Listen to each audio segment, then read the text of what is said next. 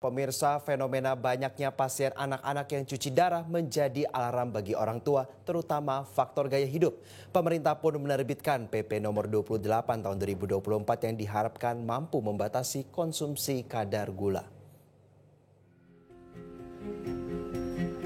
Fenomena pasien cuci darah di kalangan bocil yang mengalami gagal ginjal menjadi momok mengkhawatirkan di kalangan orang tua.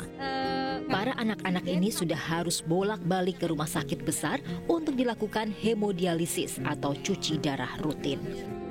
Kementerian Kesehatan mengklaim bahwa tidak ada lonjakan kasus anak cuci darah. Namun tetap saja hal ini memprihatinkan lantaran mereka harus menjalani perawatan seumur hidup di usia yang masih sangat muda. Kalau kita lihat dari survei kesehatan Indonesia yang kita lakukan 2013 ya, bahwa konsumsi garam, gula, lemak masyarakat Indonesia itu memang hampir 80% sampai 90%, terutama di daerah-daerah tertentu itu melebihi dari kadar yang seharusnya.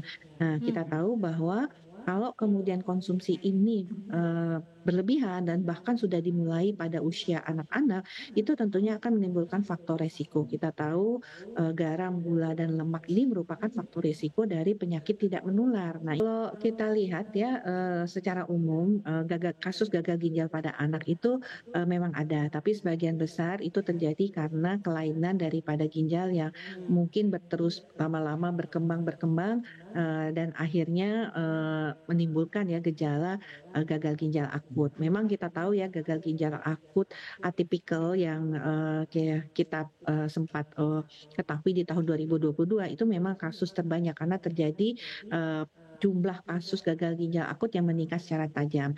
Nah, kami juga tidak menerima ya sebenarnya laporan peningkatan kasus gagal ginjal akut secara signifikan ya.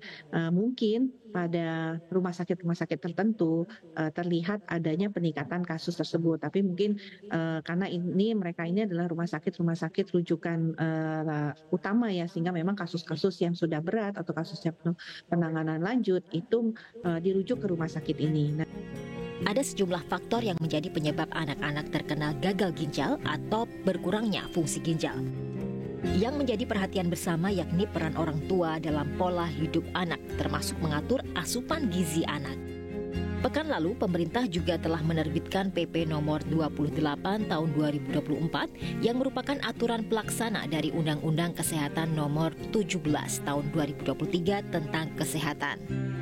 Dalam pasal 194 dan 195 disebutkan bahwa pemerintah pusat bisa menentukan batas maksimal kandungan gula garam dan lemak dalam pangan olahan.